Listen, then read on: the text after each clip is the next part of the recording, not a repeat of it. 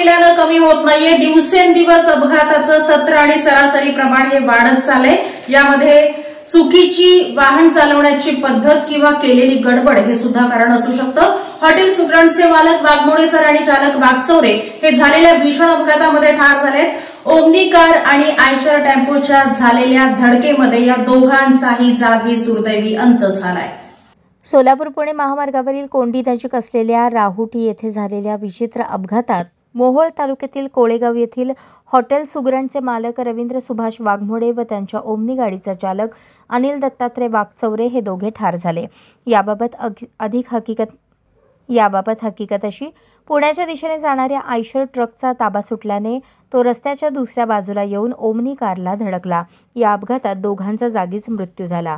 मिळालेल्या प्राथमिक माहितीनुसार अपघातात कोळेगाव येथील सुगरण हॉटेलचे मालक रवींद्र सुभाष वाघमोडे वय 51 आणि त्यांच्यासोबत असलेले चालक अनिल दत्तात्रय वाघचौरे वय 35 यांना गंभीर दुखापत झाली। दोघांना तातडीने सोलापुरातील अश्विनी रुग्णालयात उपचारासाठी दाखल करण्यात आले, परंतु उपचारादरम्यान त्यांचा मृत्यू झाला।